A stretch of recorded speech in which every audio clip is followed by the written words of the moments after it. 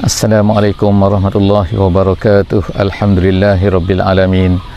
Wassalatu wassalamu ala asyrafil anbiya'i wal mursalin wa ala alihi wa sahbihi ajma'in. Bersyukur kepada Allah Subhanahu wa taala, pada pagi yang berbahagia ini kita dapat bersama-sama lagi dalam sesi Quran tafsir ringkas. Tafsir ringkas kepada Al-Quran daripada setiap muka surat. Alhamdulillah, pada pagi ini insya-Allah kita akan bersama-sama di muka surat 478. Hari ini kita akan bersama-sama di muka surat 478. Kita masih lagi bersama-sama di surah As-Saffat, dan kita pada hari ini akan bersama-sama pada ayat yang ke-12 sehingga ayat yang ke-20 insya-Allah. Hari ini tuan-tuan dan puan-puan yang dikasihi Allah Subhanahu wa taala, kita akan melihat hari ini adalah 2 hari bulan November tahun 2020 bersamaan dengan 16 hari bulan Rabiul Awal 1442 insya-Allah. Jadi pada pagi ini kita akan bersama-sama pada muka surat 478. Jadi kepada sesiapa yang mempunyai kemudahan untuk membuka mushaf, diharapnya boleh membuka mushaf, memegang mushaf untuk kita meneliti dan melihat bersama-sama pada muka surat ini apakah yang diceritakan oleh Allah Subhanahu wa taala kepada kita semua dalam muka surat ini insya-Allah. A'udzubillahi minasyaitonirrajim. Bismillahirrahmanirrahim. Faqadahunna sab'a samawat fi yawmaini wa awha fi kulli sama'in amraha wa zayyana as-samaa'a ad-dunya bimasabiha wa hifza. Dzalika taqdirul azizil alim. Fa in a'radu faqul anzartukum sa'iqatan misla sa'iqati 'adin wa samud. Sadaqallahul azim. Jadi saya telah bacakan tadi dua ayat daripada muka surat ini, alhamdulillah, dan kita akan melihat seterusnya insya-Allah apakah yang akan dikatakan, apa yang disebutkan oleh Allah Subhanahu wa taala untuk diberitahu kepada kita semua insya-Allah daripada muka surat ini. Moga-moga kita akan dapat mengambil pengajaran daripada apa yang Allah Subhanahu wa taala sebutkan di dalam muka surat ini insya-Allah. Pada ayat ini, ayat yang telah saya bacakan sebentar tadi, Allah Subhanahu wa taala menyambung apa yang telah kita bacakan sebelum daripada ni, iaitu tentang penciptaan langit dan juga bumi. Dan disebutkan bahawa penciptaan Allah Subhanahu wa taala telah menciptakan bumi ini dalam masa 2 hari. Kemudian telah diciptakan pula walaupun perbincangan tentang hari kemarin kita telah sebutkan bahawa ada maksud-maksud yang disebutkan oleh ulama-ulama tafsir. Apakah yang dimaksudkan dengan hari? Kerana perkataan yaumai ini 2 hari, setengah-setengah ulama mengatakan bukan maksudnya hari sebagaimana hari kita pada hari ini, tetapi oleh kerana apa? Kerana pada masa itu matahari pun belum wujud lagi. Macam mana nak katakan 2 hari Kerana apabila adanya matahari barulah adanya hari, tetapi pada masa itu matahari pun belum wujud, bagaimana nak ada hari? Jadi setengah ulama mengatakan bahawa maksudnya adalah dua ketika. Jadi Allah Subhanahu wa taala menjadikan bumi ini 2 ketika, dan kemudian menjadikan bukit-bukit 2 ketika, 2 hari disebutkan yaumai ini. Kemudian dalam ayat ini Allah Subhanahu wa taala sebutkan pula, iaitu benda faqadahunna sab'a samawatin fi yaumaini. Kemudian dijadikan pula, qada ni artinya adalah penciptaan, diciptakan, abda'a ataupun khalaqa ataupun ja'ala. Jadi Allah Subhanahu wa taala menciptakan langit pula dalam masa 2 hari. Langitnya ialah apa yang berada sebelah atas kita lah, termasuk dalam tu matahari, termasuk dalam tu bulan, termasuk dalam tu bintang-bintang, galaksi dan sebagainya lah. Jadi itu yang dikatakan sebagai as-samawat, langit. Jadi Allah Subhanahu wa taala menyebutkan bahawa dia menjadikan langit-langit ini dalam masa 2 hari. Jadi apabila dalam masa 2 hari, wa auha fi kulli sama'in amraha. Jadi minta maaf sikit sebelum daripada ni Allah kita baca bahawa disebutkan 4, iaitu 2 hari, kemudian 4 hari, kemudian 2 hari. Allah Ta'ala menyebutkan bahawa dia menciptakan rawasi 4, disebutkan 4, perkataan 4 arba'. Jadi Kalau dicampurkan semua, dia jadi seolah-olahnya dia menjadi 2, kemudian tu 4, kemudian tu 2. Jadi kalau dicampurkan semua maknanya jadi 8. Sedangkan di dalam setengah-setengah tempat lain Allah Subhanahu Wa Taala menyebutkan bahawa ianya bukan 8 tapi fi sittati ayyam. Jadi di sinilah terdapatlah golongan-golongan orientalis. Orientalis ni siapa? Iaitu orang-orang yang orang-orang kafir tapi mereka ni belajar Islam.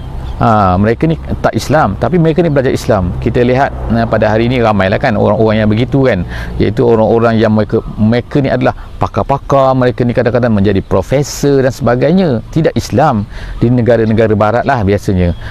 Dan mereka ni belajar Islam dan mereka tahu banyak perkara dalam Islam ni. Dan mereka telah menggunakan poin ini untuk mengatakan bahawa apa? Tengok dia kata dengan Quran dalam surah Saffat, dalam surah Fussilat, minta maaf, bukan Saffat, Fussilat, minta maaf. Allah Subhanahu Wa Taala sebutkan apa? Iaitu dia katakan 2, kemudian 4, kemudian 2. Sebenarnya ini adalah satu kita nak katakan satu perkara yang memang tidak betul. Kenapa? Kerana ulama-ulama tafsir mengatakan perkataan 2, kemudian 4, kemudian 2, sebenarnya 4 yang kedua tu, iaitu Allah Ta'ala menjadikan langit-langit tu 4, dia kata sebenarnya 4 itu adalah termasuk campur dengan menjadikan bumi. Jadi artinya adalah menjadikan bumi, kemudian seperti mana contohlah kita katakan kita ni berada di Bandar Seri Begawan sekarang ni, kemudian kita nak pergi ke mana? Kita nak pergi ke Kuala Belait katakan. Ambil masa berapa? Contohlah kata 2 jam. Jadi kita kata saya pergi ke Kuala Belait dalam masa 2 jam. Tapi on the way tu ialah Tutong. Jadi kita kata 1 jam tu ialah di Tutong. Jadi maksudnya ialah saya pergi tu dalam 2 jam. 2 jam tu apa? Termasuk Tutong dan juga ni. Jadi Tutong tu 1 jam. Jadi bukannya 2 jam tu ialah maknanya pergi ke Tutong tu 2 jam. Itu maksud dia lah. Jadi artinya kat sini ialah kita ada di sini, kita ada 2, kemudian kita ada 4 dan kemudian ada 2. Sebenarnya 4 itu ialah termasuk Allah Ta'ala menjadikan langit, menjadikan bumi dan menjadikan bukit-bukit itu dalam masa 4. Bukannya maksudnya 4 itu ialah kejadian khusus. Jadi insya-Allah itu maksud dia lah. Jadi ulama-ulama Islam telah menolakkan cara pemikiran. Apa? Kerana cara berfikir begitu adalah memang cara berfikir untuk mencari, sengaja untuk mencari keburukan, mencari perkara yang tak betul lah kita katakan. Tetapi sebenarnya mengikut bahasa Arabnya sebenarnya tidak maksud macam tu. Jadi artinya bila kita faham bahasa Arab, barulah kita faham sebenarnya ialah 4 itu adalah termasuk dalam 2. Jadi sebenarnya ialah 6, dia bukannya 8. Jadi Allah Subhanahu Wa Taala sebutkan kat sini, maka Allah Taala menciptakan 7 langit itu di dalam masa 2 hari, dan kemudian wa auha fi kulli sama'in amraha. Kemudian tu langit itu, setiap daripada langit itu mempunyai tugas-tugasnya lah. Kemudian wa zayyana as-sama'ad dunya bimasabiha wa hifza. Allah Taala sebutkan kemudian selepas daripada itu ialah apa? Iaitu Allah Taala kata dihiaskan langit ini. Jadi bila kita lihat langit ini, dia ada apa? Dia ada masabih. Masabih itu artinya ialah lampu ataupun pelita lah kalau dalam bahasa lamanya. Jadi apa maksud pelita? Apa maksud lampu ni? Allah Ta'ala menjadikan bintang tu walaupun saintis kata dia adalah sangat besar dan sebagainya, tetapi sebenarnya apa fungsi bintang-bintang tu? Bintang-bintang ni mempunyai 2 fungsi ataupun 3 fungsi. Kalau kita lihat di sini Allah Subhanahu Wa Taala menyebutkan 2 fungsi di sini.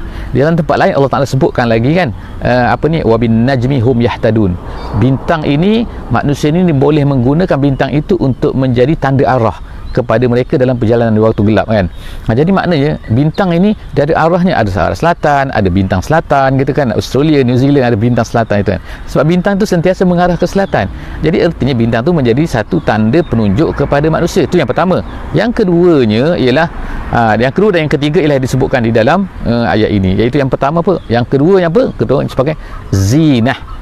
Sebab tu Allah Ta'ala sebutkan sini wa zayyana as-sama'ad dunya. Allah Ta'ala menghiaskan dengan bintang-bintang tu. Tu yang kedua. Yang ketiganya adalah apa? Sebagai hifzon. Hifzon ni apa? Iaitu hifzon adalah untuk menjadi penjaga. Penjaga apa? Jadi majoriti ulama-ulama mengatakan bahawa maksud penjaga kat sini iaitu bintang-bintang ini akan menembak atau melontarkan meteor-meteor yang kita panggilkan, iaitu apabila syaitan ni ataupun iblis ataupun tentera-tenteranya lah kan cuba untuk mencuri maklumat-maklumat daripada langit ni. Jadi perkara ini berlaku sebelum daripada Nabi Muhammad SAW diutuskan. Tapi selepas daripada tu, jin-jin ini cuba untuk pergi ke atas, tiba-tiba mereka ni ditembak. Dia panggil istaraka min kulli syaitanin marid. Hifzan tu daripada syaitan marid, sebagaimana disebutkan dalam surah Saffat yang telah kita baca sebelum daripada ni. Jadi masya-Allah jadi sebenarnya Allah Subhanahu Wa Taala sebutkan kat sini lah, yang pertama ialah perhiasan dan yang kedua adalah untuk menjadi penjaga. Dan tempat lain Allah Taala sebutkan sebagai menjadi penunjuk kepada manusia yang sedang berjalan di waktu malam. Zalika takdirul azizil alim. Jadi itu semua adalah ketetapan. Takdir itu maknanya adalah ketetapan Allah yang maha aziz, yang maha alim. Aziz ni apa? Aziz ni maknanya apa orang tu dipanggil aziz apabila dia tu tidak boleh dikalahkan. Jadi Allah Subhanahu Wa Taala ni tidak ada kuasa yang boleh mengalahkan dia.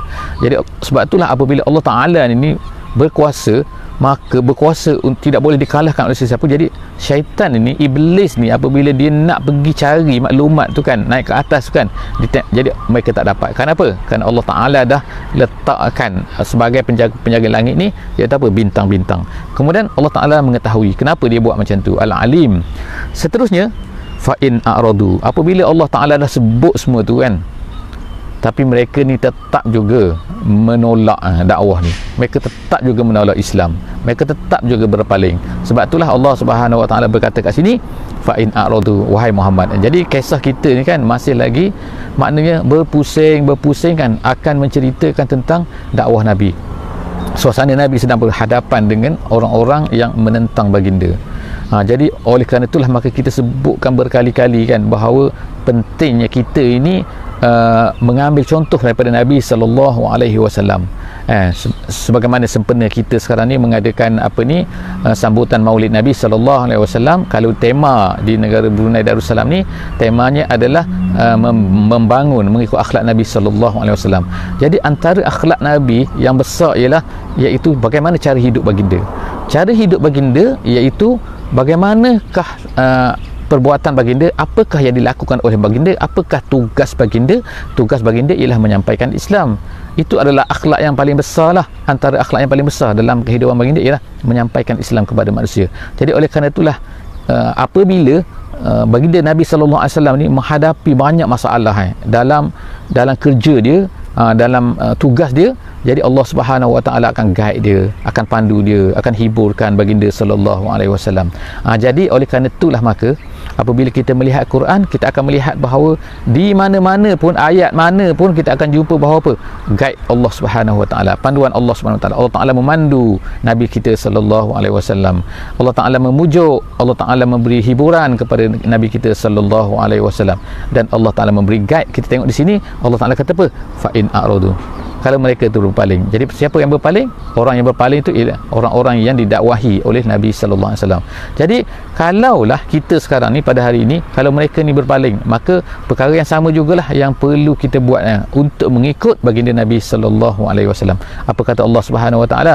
Fa in a'radu, kalaulah mereka ni wahai Muhammad berpaling, tak nak ikut, tak nak dengar apa yang kamu cakap, fakul anzartukum sa'iqatan misla sa'iqati 'adin wa samud.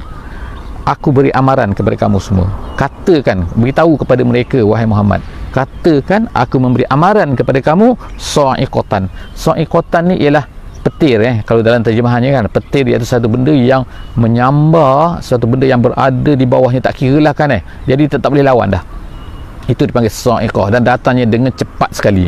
Jadi kita sebut petir lah kan jadi Nabi SAW diberitahu, disuruh oleh Allah Subhanahu Wa Taala supaya beritahu kepada mereka ni bahawa kan aku beri amaran kepada kamu dengan apa? Dengan satu petir, satu azab yang dahsyat yang datang daripada Allah Subhanahu Wa Taala dengan cepatnya, sebagaimana yang telah berlaku kepada sa'iqatu 'adin wa samud. 'Ad dan juga Samud ni ialah dua bangsa Arab yang diketahui oleh orang-orang Arab ni kan. 'Ad ni ialah iaitu kaum yang berada di sebelah selatan negeri Arab dan kemudian Samud tu ialah yang berada di sebelah utara daripada Mekah dan juga Madinah, yang sampai sekarang masih ada lagi, iaitu kaum Nabi Saleh alaihissalam. Jadi cerita berkaitan dengan ayat ini ialah ada satu cerita yang menarik, iaitu apa? Iaitu pada satu ketika Sonadid ni mana pembesar-pembesar Quraisy lah kan, mereka ni dah sangat pening kepala dah kan, boring dah macam mana Muhammad ni kan. Apabila tiba-tiba tengok Hamzah dah masuk Islam, tiba-tiba mereka tengok kan Umar dah masuk Islam, jadi mereka ni tension. Mereka pun berpakat lah, berkumpul lah, berhimpun lah, bermesyuarat lah sama-sama mereka. Di mana? Iaitu di Mekah tu. Mereka pun bincang-bincang apa yang mereka kata. Mereka kata nampaknya Muhammad dia tak boleh nak lawan dah kita ni kan. Jadi kita carilah siapakah di kalangan kita ni orang yang paling pandai bercakap, orang yang paling banyak ilmu, orang yang paling apa di kalangan kita ni. Lalu pada masa tu ada seorang daripada mereka tu berkata, dia kata siapa orang tu yang mengaku tu, yang akan buat tu, yang akan laksanakan perkara ni, iaitu dia kata aku tu ialah nama dia Utbah bin Rabi'ah. Jadi Utbah bin Rabi'ah ni dia ni kira orang pandai lah di kalangan orang Arab ni. Dia pun di kalangan orang Arab Mekah tu. Jadi dia pun pergi jumpa dengan Nabi SAW. Apa dia kata? Dia kata, Muhammad dia kata, kamu semua ni berdakwah, ringkas ceritanya kan. Jadi kamu semua ni berdakwah, kamu buat ni. Kamu buat ni semua ni kerana kamu nak harta ke? Kalau kamu nak harta, kami akan himpunkan harta, kami beri kepada kamu. Tu yang pertama. Kemudian yang kedua, kamu ni buat semua ni Muhammad, kamu ni nak jadi ketua ke? Kalau kamu nak jadi ketua tak apa, kami serahkan kamu ni jadi ketua. Ataupun Muhammad, kamu buat ni kerana nak kahwin dengan perempuan cantik ke? Kalau kamu nak, okey, tak apa, kami kumpulkan, kami cari perempuan yang paling cantik di Mekah ni, kami beri kepada kamu. Tapi dengan syarat ni satu saja, dia kata, kamu kena stop ceramah kamu ni kan, kamu stop dakwah kamu ni, kamu stop cerita kamu ni kan, apa-apa yang kamu sampaikan ni. Apa jawab Nabi SAW? Dia kata, okey, Nabi pun membacalah daripada surah Fussilat ini. Itu yang best kan. Jadi Nabi baca daripada awal Fussilat ini, kita dah baca dah kan semalam, daripada awal Fussilat ni terus Nabi baca sampai ke mana? Sampailah kepada ayat ini, iaitu ayat apa? Ayat yang ke-13. Apa ayat 13 ni? Sampai kepada ayat 13 ni, dia kata, ayat ni ialah kata apa kan? Katakan, wahai Muhammad, kalau kamu tak nak ikut juga, tak nak dengar juga apa yang aku sampaikan ni, jaga, kata, aku beri amaran kepada kamu dengan sa'iqah Ad wa Samud. Jadi bila sampai kepada ayat ni, apa yang berlaku ialah Utbah bin Rabi'ah ni kan, ambil tangan dia tu letak pada mulut Nabi SAW. Macam tu lah kan, macam tu dia letak pada mulut Nabi. Dia kata stop. Dia tak kata cakap Inggeris lah kan. Dia kata berhenti. Dia kata stop, jangan, sudah baca, berhenti baca. Sebab dia kata, sebab apa? Dia tak boleh nak dengar dah. Kemudian dia balik kepada kaum dia, kepada pembesar-pembesar Arab ni kan, pembesar-pembesar Quraisy ni kan. Dia pun ceritalah apa yang berlaku. Dia kata apa? Dia kata, Muhammad dah baca macam ni, aku dah cakap macam ni. Muhammad dah baca apa yang dia dapat daripada. Kemudian last kali dia sebut apa? Dia kata, aku beri amaran kepada kamu semua. Jadi kenapa Utbah bin Rabi'ah ni sangat takut dengan ayat ini? Kerana ayat ini adalah amaran daripada Nabi sallallahu alaihi wasallam. Amaran daripada Nabi. Nabi apa? Nabi amaran anzartukum dengan sa'iqah, seperti yang berlaku kepada kaum Ad dan juga kaum Samud. Jadi apabila Nabi beri amaran, dia kata, Utbah kata, Muhammad ni kalau dia cakap sesuatu benda, mesti perkara itu akan berlaku. Jadi aku dah tak sanggup dengar dah, aku tak boleh dah. Sebab apa? Kalau dia baca lagi, bahaya, dia kata. Jadi kita tengok kan bahawa Nabi SAW ni dah sampai kepada tahap yang sangat dahsyat lah. Apabila orang kafir tu menolak, jadi maknanya Allah Ta'ala beri amaran kan. Sebab apa yang diberi amaran oleh Nabi pasti akan berlaku kan. Jadi kita tengoklah selepas daripada tu, hampir semua pembesar-pembesar Quraisy ni mati di Badar, dan dicampakkan di dalam telaga tu kan, sebagaimana disebutkan dalam sirah. Jadi seterusnya, iz ja'atuhum ar-rusul. Jadi Allah Subhanahu Wa Taala menceritakan kat sini, iaitu apa? Ketika apa? Ni yang sebelum daripada ni tu, Ad dan juga Samud tu, ketika datang kepada mereka ar-rusul. Ar-rusul tu disebutkan ar-rusul, banyak rusul, tapi sebenarnya ialah setiap daripada kaum Ad tu ada seorang rasul, Samud tu ada seorang rasul, tapi disebutkan ar-rusul kerana apa? Kerana rusul-rusul ni akan membawa ajaran yang sama saja.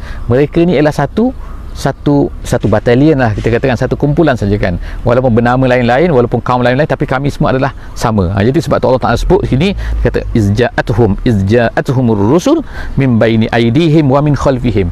Apa maksud min baini aidihim wa min khalfihim? Rasul-rasul datang kepada kaum-kaum itu dari depan dan juga dari belakang. Apa maksud dari depan dan juga dari belakang? Ulama-ulama tafsir menyebutkan maksudnya ialah menggunakan semua cara yang boleh menyampaikan dakwah itu kepada kaum itu. Itu maksud dia, daripada depan dan juga daripada belakang. Sebagaimana kita baca syaitan iblis, minta maaf, iblis telah meminta daripada Allah Subhanahu Wa Taala. Apa dia sebut, dia katakan apabila dia ni dihalau daripada syurga tu kerana tidak mau tunduk kepada Adam alaihissalam, apa yang dia katakan kepada Allah Subhanahu Wa Taala? Dia kata, aku akan mendatangi manusia ni daripada depan dan juga daripada belakang.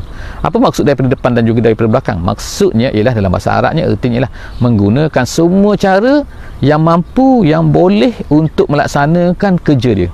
Jadi di sini Rasul-Rasul ini diceritakan oleh Allah Subhanahu Wa Taala bahawa Rasul-Rasul ini menggunakan semua cara. Jadi kita tengok dalam surah Nuh dicerita malam dan juga siang kan, pagi, petang lah, dan semua waktu, semua cara dan sebagainya. Jadi kita faham di sini bahawa apa ni kan, yang boleh kita pelajari bahawa dakwah ini ataupun menyampaikan Islam ini mesti menggunakan pelbagai cara. Jadi apa yang ada cara di depan kita pada hari ini, macam-macam kan manusia kan. Kalau dulu adanya novel, kemudian tu adanya pementasan, kemudian tu ada filem, ada movie, ada drama, ada sinetron, kemudian sekarang ada media sosial, kemudian kita ada lagi cara apa lagi, cara ceramah, cara macam-macam lah, semua benda kan. Sebab itulah termasuk juga sini yang patut digunakan ialah apa kan, contohnya lah dengan kerajaan kan, contohnya kan Nabi SAW mendirikan kerajaannya di Madinah. Jadi sebab apa, kerajaan sendiri itu adalah dakwah, kemudian dengan ketenteraan, jadi ketenteraan itu adalah dakwah kan. Jadi semua itu tak boleh lari daripada menyampaikan Islam sebagaimana disebutkan dalam ayat ni, iaitu apa, daripada depan dan juga dari belakang. Itu maksud daripada depan dan juga daripada belakang, min baini aidihim wa min khalfihim alla ta'budu illallah. Itu adalah mesej utama untuk dakwah ni, untuk manusia daripada Allah Subhanahu Wa Taala ialah jangan kamu semua beribadah kepada selain daripada Allah Subhanahu Wa Taala. Beribadah artinya ialah menundukkan diri, tak boleh tundukkan diri kepada selain daripada Allah Subhanahu Wa Taala. Qalu law syaa rabbuna la anzala malaikatan. Tetapi apabila Rasul tu datang, apa yang mereka kata? Kaum-kaum sebelum ni kata apa? Mereka akan kata apa? Mereka kata, kalaulah Tuhan hendak mengutuskan seseorang, nak beritahu kepada kami, mesti dia turunkan malaikat. Kata manusia dulu kan. Jadi samalah juga sebagaimana apa yang dikatakan oleh orang-orang Quraisy ni kepada Nabi Muhammad sallallahu alaihi wasallam, iaitu kata itu standard manusia sekarang pula bagaimana? Mungkin juga mereka mengatakan, tapi kita saja tak dengar kan. Kita saja bukan tak dengar lah, maksud kita dia tak beritahu terang-terang mungkin kan. Jadi mereka akan kata apa dalam hati mereka, ataupun mereka akan kata terang-terang, iaitu kenapa tak turun malaikat? Kau nak kata Tuhan turun, mana malaikat pun tak datang pun, malaikat mana ada malaikat. Ini manusia macam kau Muhammad, dia kata. Kalau kita sekarang macam kau semua ni, pendakwah kan, manusia, turunlah malaikat kalau nak katakan Tuhan turun kan. Jadi kata-kata ini adalah kata-kata disebutkan oleh Syekh Syarawi sebagai kata-kata yang menunjukkan kebodohan mereka. Kenapa? Kalaulah turun malaikat, nescayalah mereka ni, malaikat tu pula perlu menjadi seperti seorang manusia. Nanti bila jadi bentuk manusia pula, nanti mereka kata pula, manusia macam mana? Kalau tak manusia, kalau malaikat, macam mana mereka nak turun? Sebab malaikat ni boleh buat, mereka akan kata pula kan, mereka akan kata, alah dia boleh lah, dia malaikat, tak makan, tak minum, tak gini kan, boleh lah dia buat ini dan itu, dia malaikat.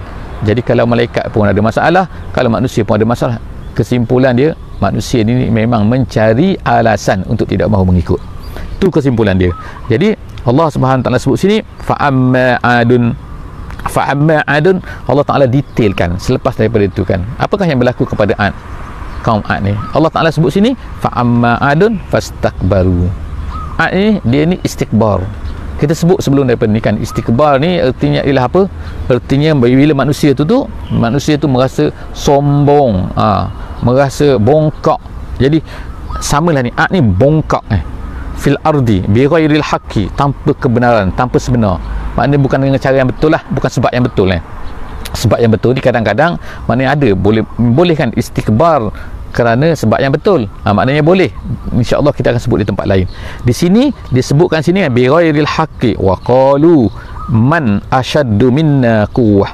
Dan mereka berkata apa? Mereka kata bahawa siapa lagi yang paling kuat atas dunia ni. Jadi kalau kita tengok cerita kaum Ad ni kan, memang hebat kan. Dia ni memang besar, dia boleh cabut pokok-pokok kurma tu kan, dengan tangan dia, hebat cerita macam-macam lah kan cerita kan, walaupun ada betul ada tak betul kan, tapi maknanya nak ceritakan kehebatan kaum Ad ni kan, dia ni tinggi, dia ni besar, dia ni hebat kan, tetapi sebab itulah dia bangga. Dia bangga dan dia ni rasa bongkak, dan dia mengatakan siapa lagi yang lebih kuat daripada kami atas dunia. Perasaan bongkak lah kan atas dunia sekarang pun macam tu lah juga kan, ada orang-orang yang bongkak ni, ada bangsa-bangsa yang bongkak ni. Jadi dia kata siapa yang boleh lawan kami lagi, seolah kata macam tu lah kan. Macam-macam dia buat tindakan kepada orang-orang kecil, orang-orang yang lemah dan sebagainya. Jadi Allah Ta'ala menjawab, wa kanu bi ayat awalam yarau annallaha allazi khalaqahum huwa ashaddu minhu quwwah. Mereka tak tahu ke, mereka tak sedar ke bahawa Allah Ta'ala yang mencipta mereka itu lebih kuat lagi daripada mereka. Sebab apa? Kalau Allah Ta'ala lemah, macam mana nak ciptakan mereka? Mereka kata mereka ni kuat, siapa yang ciptakan mereka? Jadi manusia ni sentiasa mengaku sebenarnya, kalau orang Arab tu mengaku bahawa Allah itu Rabb mereka, yang menciptakan mereka, tahu Allah Ta'ala menciptakan mereka, tapi kenapa tiba-tiba mereka apabila Allah Subhanahu Wa Ta'ala datangkan sesuatu, mereka tak nak ikut, mereka tak nak patuh, tiba-tiba mempertuhankan kepada batu, kepada berhala dan sebagainya. Allah ini hanyalah salah satu saja daripada Tuhan mereka, Tuhan yang menciptakan, tetapi mereka sembah batu, mereka ikut hawa nafsu dan sebagainya. Seterusnya Allah Ta'ala kata, wa kanu bi ayatina yajhadun, mereka itu menentang, mereka itu tidak mahu mengikuti apa-apa yang datang daripada Allah Subhanahu Wa Ta'ala, tanda-tanda yang datang daripada Allah Subhanahu Wa Ta'ala. Fa arsalna alaihim rihan sarsara. Allah Ta'ala terus cerita, lalu didatangkan kepada mereka angin apa? Yang sarsar. Allah Ta'ala sebut sini angin sarsar. Sarsar ni ialah kata ulama tafsir, dia datang daripada perkataan, mungkin datang dari perkataan sar ni, bila sar ni ialah apabila satu benda yang sangat panas, ataupun juga dia boleh datang daripada perkataan sir ejaan dia sama tapi baris dia berlainan. Sir itu ialah sangat sejuk. Jadi dia boleh jadi apabila sara, artinya ialah bila dua kali, artinya apa? Iaitu apabila dia datang berulang kali, berterusan. Sebab tu disebutkan di dalam tempat yang lain, angin ini yang sangat dahsyat, ini sangat panas, sangat sejuk ni kan, kedua-dua tu adalah menyeksa kan, datang dalam masa berapa? 7 malam 8 hari. 7 malam 8 hari. Jadi Allah Subhanahu Wa Ta'ala menyebutkan kat sini apa? Iaitu apa? Allah Ta'ala sebutkan sini sarsaran fi ayyamin nahisat, pada hari-hari yang mencelakakan, hari-hari yang mencelakakan, yang sangat mencelakakan. Itu kan, linuziqahum azabal khizi fil hayatid dunya. Allah Ta'ala sebutkan untuk dikenakan kepada mereka azabal khizi.